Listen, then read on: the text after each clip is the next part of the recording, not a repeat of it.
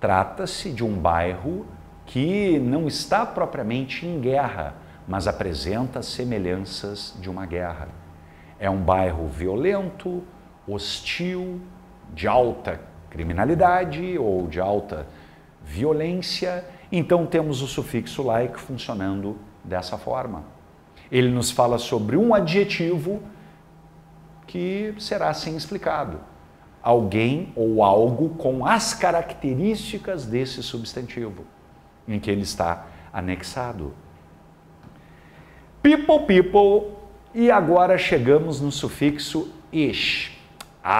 Esse sufixo é multifuncional, folks. Esse sufixo apresenta variadas propostas. Vamos então revisitá-las. A primeira, o ish, quando fixado num substantivo, este será transformado em um adjetivo, e um adjetivo explicado da mesma forma que os adjetivos terminados em like. Algo ou alguém com as características ou com as qualidades desse substantivo em que o ish está anexado. Então vejamos, folks. Child, criança. Childish, com as características de uma criança. Infantil. Aqui eu tenho também a palavra childlike. No entanto, tem uma diferença de uso entre essas palavras, people. Childish e childlike. Inclusive é importante frisar que na maioria dos eventos, o sufixo ish, adjetivo, ele será utilizado com uma proposta depreciativa. Uma proposta para, de alguma maneira, depreciar, detonar aquele substantivo em que ele está modificando, que ele está descrevendo. Então vejamos, folks. A childish behavior seria um comportamento infantil, provavelmente seria um adulto que comporta-se como uma criança, então ele está sendo depreciado. A childish fear, um medo infantil, é um medo tolo, é um adulto sendo apresentado de uma maneira infantil. Esse medo é um medo de criança. Agora, childlike seria um adjetivo que captaria as qualidades mais legais, mais nobres de uma criança. Ou seja, aquela franqueza, aquela honestidade, aquela pureza. A childlike smile, um sorriso, quer dizer, de criança, né, people? Um sorriso honesto, franco, puro. Então, childish é um adjetivo depreciativo, é um adulto sendo depreciado, sendo detonado, sendo comparado com uma criança, seria um adulto crianção, infantiloide. Já childlike não. Childlike seria o quê? Um adjetivo que coloca para cima, que elogia mesmo. Tem essa diferença, tá, folks? Muito bem. Devil. Devil é o diabo, o carcará, o Belzebu, o coisa ruim, o Satã. Devilish, com as características, portanto, desse carcará demoníaco. A devilish plan, um plano que traz as características do carcará, do Belzebu. Ou seja, um plano maligno, malvado, né, people? Horrendo. Essa é a proposta do ish. Slave, escravo. Slavish com as características de um escravo, ou seja, submisso, servil. Eliminate slavish mentality. Elimine a mentalidade submissa, servil. Essa é a proposta número 1 do sufixo ish. Quando acoplado a um substantivo, este é transformado num adjetivo muito costumeiramente depreciativo. Agora, people, vejamos aqui. Opa! Red. Red é a cor vermelha, essa cor maravilhosa. Yellow. Yellow é a cor amarela, uma cor também muito bonita. Green. Verde. Vejamos, quando o sufixo ish apresenta-se fixado a uma cor, vamos ganhar aquela tonalidade, aquela coloração. Então, é uma proposta diferente. Inclusive, as cores são adjetivos, né, people? Assim temos red, vermelho, reddish, com o tom vermelho, avermelhado. Yellow, amarelo, yellowish, amarelado. Green, verde, greenish, esverdeado. Vamos definir o mar da nossa querida praia aqui da Costa Gaúcha de Cidreira. O nosso mar aqui é brownish, ou seja, amarronzado, com a tonalidade, a coloração brown, marrom. Essa a proposta do sufixo ish. People, o ish cabe também para designar nacionalidades. English, inglês, Danish, dinamarquês, Spanish, espanhol, Polish, polonês, Scottish, escocês. Então podemos ter também o que? O ish designando nacionalidade, como aqui na observação de número 2, inglês, dinamarquês. Agora, temos um quarto e último uso para o sufixo ish. Vejamos aqui onde está ele empregado, bem no pé da tela. Seven, sevenish. Seven é o número 7. 40, fortyish. Opa, 40, 40 é o número 40. Então o ish ele pode vir fixado também num numeral. Pode. E o que acontece? Quando o ish vem anexado a um numeral, ganhamos aquele número aproximado. Não é aquele número exato, mas é aquele número aproximado. Então, sevenish seria algo como em torno de 7, por volta de 7. Fortish seria em torno de 40, por volta de 40. Assim temos palavras que recebem o ish, derivadas de numerais, que são utilizadas, né, people, quando vamos marcar ali um horário com alguém. Hey, let's meet at 7ish. Vamos nos encontrar por volta das 7, não precisamente às 7, ali no entorno das 7 horas. Quando especulamos a idade de alguém, he is 40ish, quer dizer, ele tem por volta de 40 anos. On the other hand, she is 50ish. Por outro lado, ela tem por volta de 50 anos. Então, aqui na tela temos o quê? 4 propostas distintas para o sufixo ish. O ish adjetivo quando acoplado a um substantivo. O ish que nos traz a coloração, a tonalidade, naturalmente, quando acoplado numa cor. O ish falando de nacionalidades. E, finalmente, o ish quando anexado num numeral, nos falando sobre aquele número aproximado. Muito bem. E aqui temos uma questão que passa pelo sufixo ish. O sufixo ish tem o mesmo significado e função como na palavra outlandish e na palavra da alternativa. Vejamos, people. Outlandish. Eu bato o olho nessa palavra e eu verifico a raiz dessa palavra. Land, terra. The land of freedom, a terra da liberdade.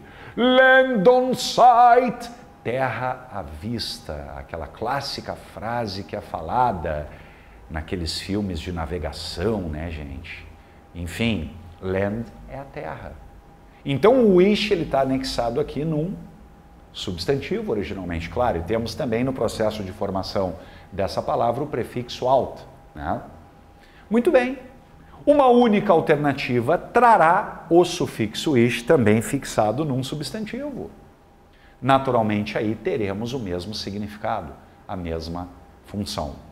A alternativa A realmente é patética, né, gente? Fish. Claro que o ish na palavra fish, peixe, não é um sufixo. Está ela eliminada. Parish significa paróquia. E o ish aqui ele não é um sufixo. Faz parte da raiz dessa palavra, paróquia. Woman, mulher.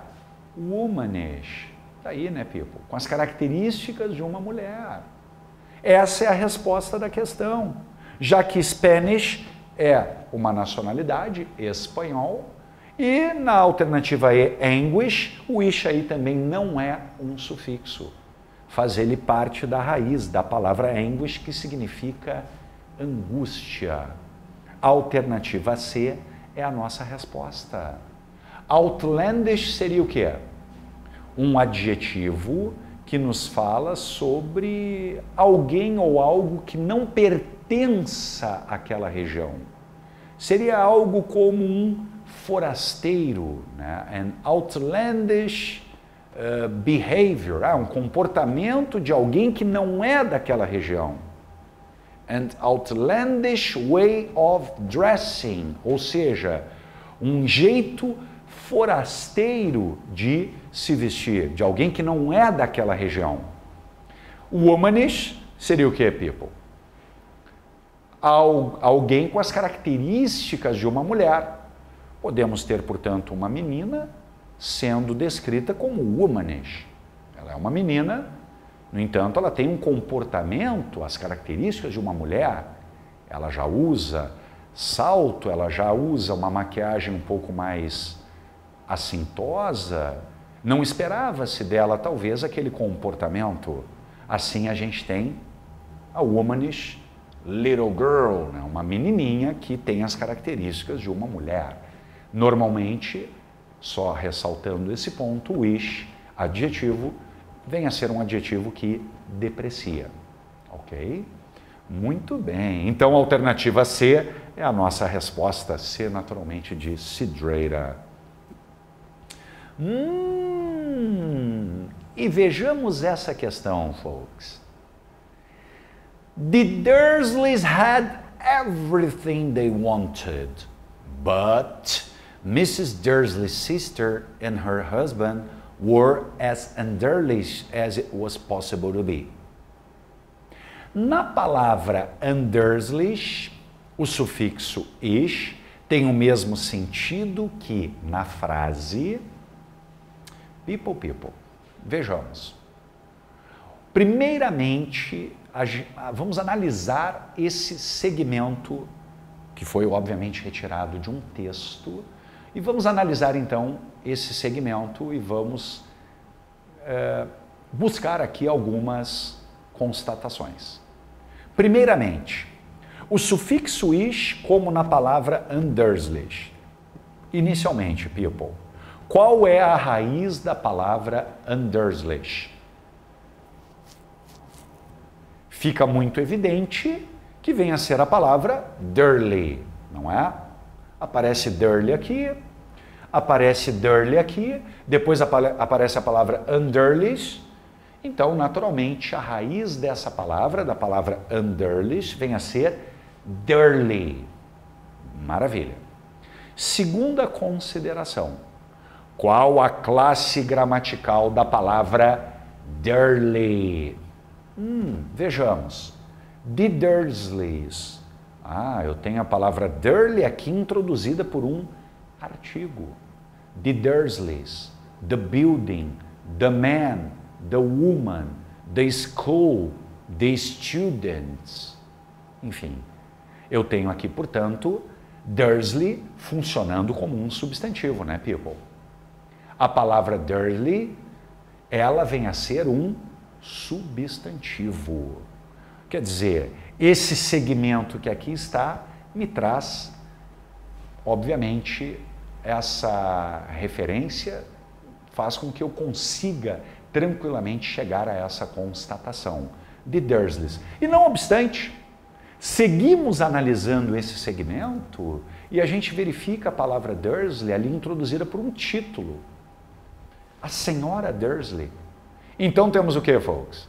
Dursley vem a ser o quê? A irmã da senhora Dursley. Dursley vem a ser não apenas um substantivo, como um substantivo próprio. É um nome próprio. Né? Quer dizer, esse título que aqui está revela, de alguma maneira, esse aspecto de que Dursley é um nome próprio, né, people?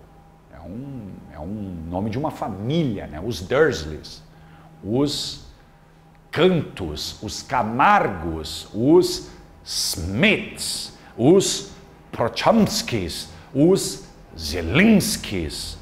Assim a gente tem Dursley funcionando como um nome próprio. Muito bem. Ficamos, portanto, com essa conclusão. Dursley é um substantivo, e não obstante, é um substantivo próprio. People, naturalmente, onde o sufixo ish terá o mesmo sentido. Onde a palavra terminada em ish, que desponta nas 5 alternativas, terá o mesmo sentido que na palavra underlies. Naturalmente, na única alternativa em que o ish também estiver acoplado, fixado em um substantivo. Claro, people, claro. Eu só vou ter o mesmo resultado nessas misturas quando eu tiver os mesmos ingredientes. Assim eu devo fazer a verificação dessas palavras terminadas em ish. Em uma e apenas uma dessas palavras, o ish estará acoplado a um substantivo, a exemplo da palavra tônica para a resolução da questão. Alternativa A. There is nothing prettier than Flemish lies. Poxa vida, mas eu não sei o que significa Flemish. Nunca vi essa palavra antes na minha curta e singela existência. Tudo bem. Vamos deixar a alternativa A em banho-maria. Vamos deixá-la ali sossegada. Vamos deixá-la ali, né, people? E vamos partir para a análise das demais. Deixa a alternativa A ali em banho-maria. Em pé sem cair. Deitada sem dormir. Alternativa B. She is too old to wear such girlish clothes. Opa! Girl, substantivo. Eu acho que está aí a resposta da questão, folks. O ish está aqui acoplado a um substantivo. O ish aqui está acoplado a um substantivo. Então vamos deixar a alternativa B bem no páreo e vamos partir para a análise das demais. Alternativa C. He had a strange sort of reddish beard. Red, vermelho. Reddish. É outra proposta. A alternativa C está eliminada, né, gente? Está eliminada porque red vem a ser uma cor. E eu sei que o ish, quando acoplado a uma cor, ele revela aquela coloração, aquela tonalidade. Então eu já elimino a alternativa C. Ele tinha um tipo estranho de barba avermelhada, quer dizer, com o tom vermelho. A C está eliminada. Let's meet at 7-ish, if it's fine with you.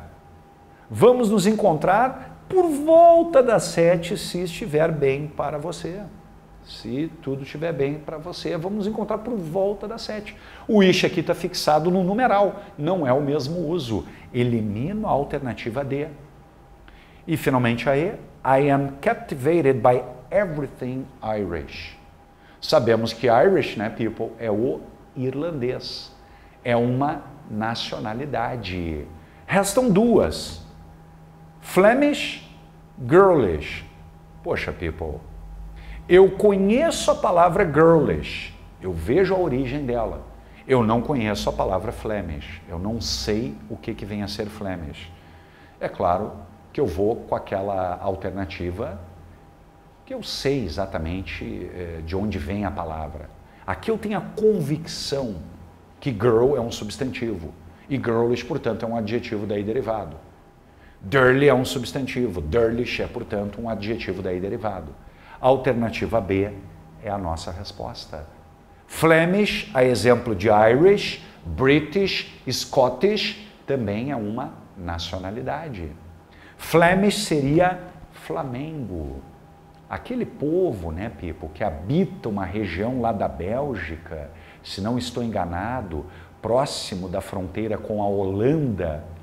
E até hoje existe um certo movimento separatista, que seria Flanders, e esse povo, que é originário dessa região, eles são os Flemish, os flamengos.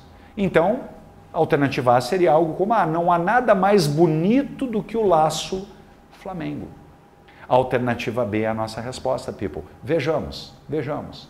Qual seria a melhor tradução de os Dursleys? The Dursleys had everything they wanted. Vejamos. Olha, os Dursleys tinham tudo o que eles queriam, mas a irmã da senhora Dursley e o marido dela eram tão... Gente, alguém Dursleys, alguém Smithish, alguém Prochanskish, é alguém que tem as características dessas famílias. Então é claro que alguém que venha a ser Dursleys é alguém que tem as características da família Dursley. Alguém que é Smithish é alguém que tem as características da família Smith. Alguém Undursley é alguém que não tenha as características dessa família, né, people? E assim a gente tem. Mas a irmã da senhora Dursley e o marido dela eram tão diferentes dos Dursleys quanto fosse possível ser. E aqui na alternativa B, que é a resposta da questão, she is too old to wear such girlish clothes. Ela é velha demais para vestir roupas de menina, para vestir tais roupas de menina. Assim nós temos como resposta a alternativa B de Bojuru. Ah, people, sufixo ment. O sufixo ment transforma um verbo num substantivo. A proposta aqui será essa: mover-se, mexer-se, movimento. Concordar, acordo. Anunciar, anúncio. Aposentar-se, aposentadoria. Essa é a proposta do sufixo ment, people. Vejamos. Accomplish. Accomplish seria o verbo realizar, alcançar uma meta, um objetivo. Ao passo que accomplishment seria, portanto, um feito, uma realização. Sinônimo de achievement, o que permite-nos concluir que accomplish é sinônimo de achieve. Os verbos accomplish e achieve são sinônimos. Consequentemente, são também os substantivos accomplishment e achievement, realização, feito. Agree, concordar. People, quem concorda produz um acordo de alguma maneira, né? Então esse é o vocábulo agreement, é um acordo, é a tradução dessa palavra. O ment nos fala sobre isso, o resultado de uma ação ou de um processo. Aquele que se move executa um movimento, é o resultado dessa ação. Movement. Manage, gerenciar. Management, gerenciamento, supervisão. Então o ment nos falará sempre sobre um substantivo derivado de um verbo. Ok? Vamos avançando. Reparemos essa questão, people. O sufixo ment, como nas palavras treatment e government, está usado corretamente em todas as alternativas, exceto, adivinhe, o sufixo ment, ele vai estar fixado nessas 5 alternativas, em 4 delas ele estará fixado num verbo. E aí ele vai estar bem, aí ele vai estar saradão. Em uma e apenas uma alternativa, ele não vai estar fixado num verbo. Esta será a resposta da questão. Aqui temos a palavra agreement. Pergunto-vos, seria agree um verbo? Sim, agree é o verbo concordar. Agreement, portanto, é um acordo. O sufixo ment está bem empregado aí. The countries are pursuing a peace agreement. Ou seja, os países estão buscando um acordo de paz. A alternativa B, move, movement. People, seria move um verbo? Sim, move é um verbo. Mexer-se, mover-se, movimentar-se. Movement, portanto, movimento. Quer dizer, o resultado dessa ação. The punk movement started in the USA in the early 70s. O movimento punk começou nos Estados Unidos no início dos anos 70. Está bem empregado o sufixo ment na palavra movement. Healthman. Opa! Ao arrancar fora o ment da palavra healthment, resta a palavra health, que seria saúde. Health é um substantivo, people. Health não é um verbo. Não existe a palavra healthman. Não. Health, simplesmente. A saúde é essencial para o bem-estar de um país, para o bem-estar de uma nação. O sufixo ment aqui está mal empregado. C é a nossa resposta. Vejamos aí as demais alternativas. Develop, development. Beleza, né, people? Develop é o verbo desenvolver, ao passo que development seria desenvolvimento. China is showing a sort of development in foreign affairs. Maravilha. A China está apresentando, está demonstrando um tipo de avanço, de desenvolvimento nas questões estrangeiras. E, finalmente, na alternativa E, argue, beleza. Argue é o verbo discutir ou argumentar, ao passo que argument vem a ser o quê? Um argumento ou uma discussão. Their argument is useless, ou seja, a discussão deles é inútil. Inclusive, vejamos aqui mais uma palavra sufixada, né, people? Useless, sem uso, consequentemente, inútil. C de Sidrata é a nossa resposta, ok? People, o sufixo ian, ele tem uma proposta equivalente à do sufixo ment.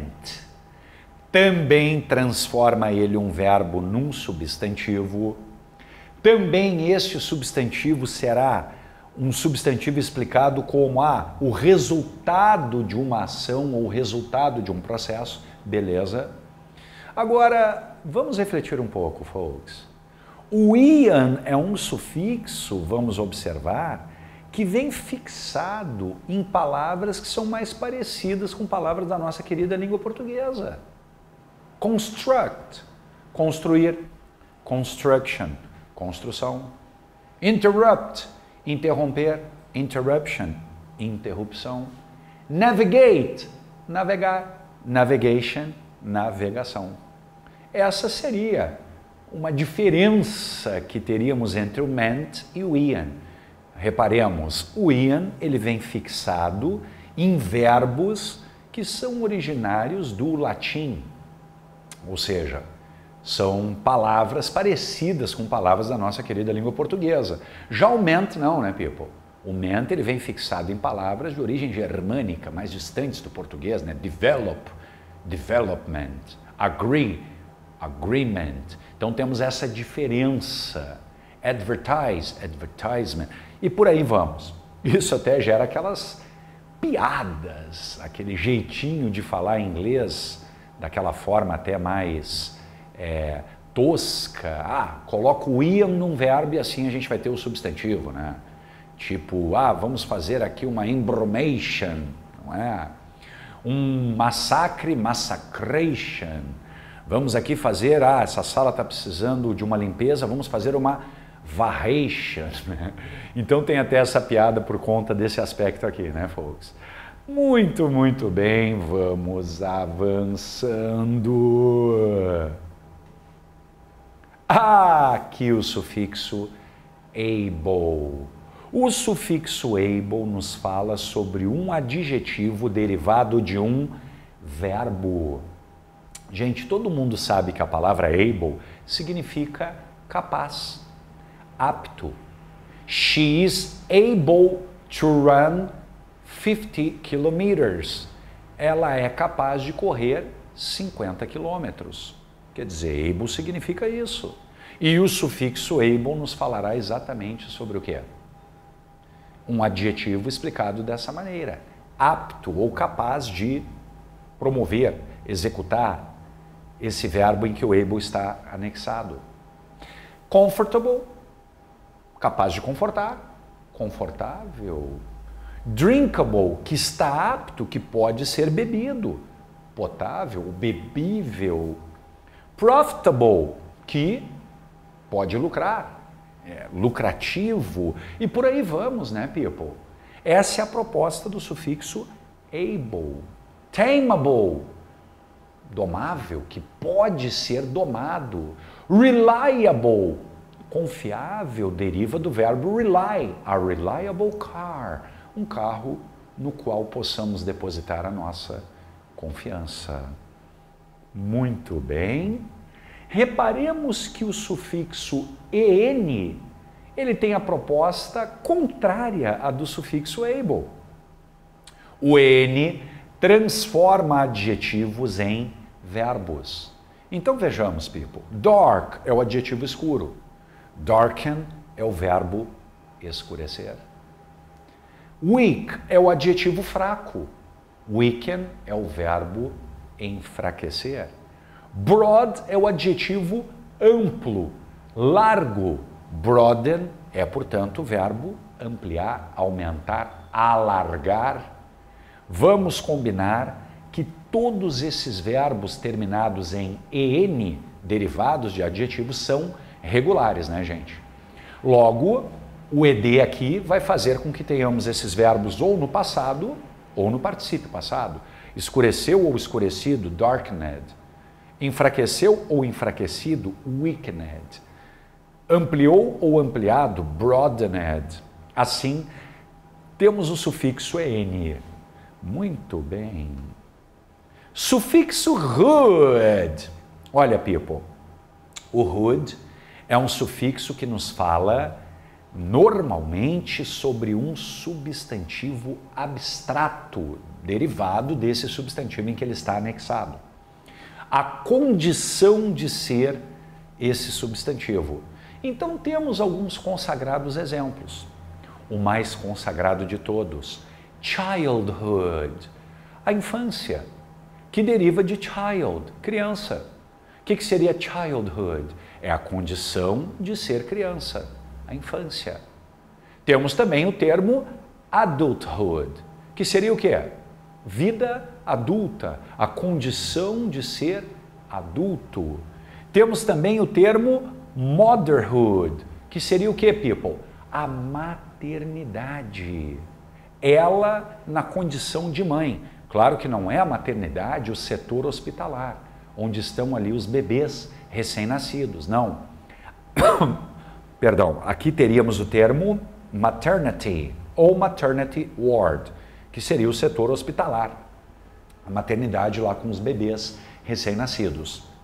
Neighborhood seria o bairro, né, people? Aqui temos uma exceção, porque neighborhood seria o bairro, seria, portanto, o local em que lá estão os vizinhos, né? Seria a vizinhança, o bairro. Então não é necessariamente a condição de ser um vizinho, mas é sim o bairro.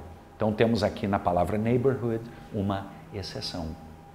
Muito bem. Sufixo ship. O sufixo ship também nos fala sobre um substantivo abstrato, também nos fala sobre o status ou a condição de ser esse substantivo ou de pertencer a esse grupo. E assim temos alguns exemplos aqui na tela, people. Citizen, cidadão. Citizenship, cidadania. Sponsor seria o quê? Sponsor seria o patrocinador. Sponsorship seria o patrocínio. Friend, amigo. Friendship, amizade. Fellow, parceiro. Fellowship, parceria, companheirismo. Assim temos o sufixo ship. Muito, muito, muito bem. E agora vamos chamar aquele sufixo que é o mais multifuncional do inglês, people, a terminação ing. O ing é multifuncional. Temos, a bem da verdade, uma garantia quando diante de uma palavra que termine com ing. Vejamos. Working, studying, reading, playing, writing. Quer dizer, o ing deriva de um verbo.